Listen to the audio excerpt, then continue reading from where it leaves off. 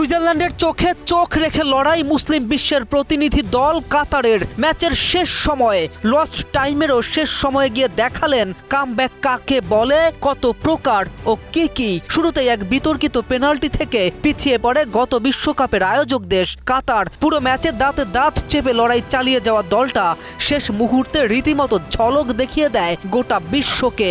শেষ পর্যন্ত 1-1 গোলের ড্র নিয়ে মাঠ ছাড়তে হয় দলটিকে। সান ফ্রান্সিসকোতে ম্যাচের শুরু থেকেই আক্রমণ পাল্টা আক্রমণে জমে ওঠে লড়াই। প্রথম 10 মিনিটের মধ্যেই সুইজারল্যান্ড ও কাতার দুই দলই একটি করে দারুণ সুযোগ তৈরি করেছিল, তবে শেষ পর্যন্ত কেউই তা কাজে লাগাতে পারেনি। এরপর 13তম মিনিটে আসে ম্যাচের প্রথম বড় নাটকীয় মুহূর্ত।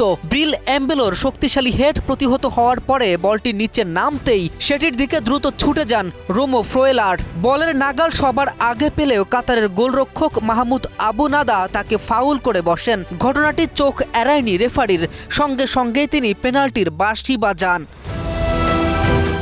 4 মিনিট পর 17তম মিনিটে স্পট কিক নিতে এসে কোনো ভুল করেনি এমবেলো। আমাদের উঠে দাঁড়াতে হবে, স্পিড সকল অন্যায়ের বিরুদ্ধে রুখে দাঁড়ানোর এনার্জি পার্টনার। ঠান্ডা মাথায় বল জালে পাঠিয়ে সুইজারল্যান্ডকে এগিয়ে দেন তিনি। সেই সঙ্গে এবারের বিশ্বকাপে পেনাল্টি থেকে প্রথম গোলের কৃতিত্ব নিজের নামে লেখান এই ফরওয়ার্ড। গোলের পরে আরও আত্মবিশ্বাসী হয়ে ওঠে সুইসরা। প্রথমার্ধের বাকি সময় জুড়ে তারা ম্যাচের নিয়ন্ত্রণ নিজেদের হাতেই রাখে এবং কাতারের রক্ষণভাগের ওপরে একের পর এক চাপ সৃষ্টি করে। তবে বেশ কয়েকটি সুযোগ তৈরি করলেও ব্যবধান আর বাড়াতে পারেনি সুইজারল্যান্ড। তবে শেষ খেলা দেখিয়েছে কাতার। কথায় আছে ওস্তাদের মার শেষ রাতে, আর সেটাই যেন প্রমাণ করেছে কাতার।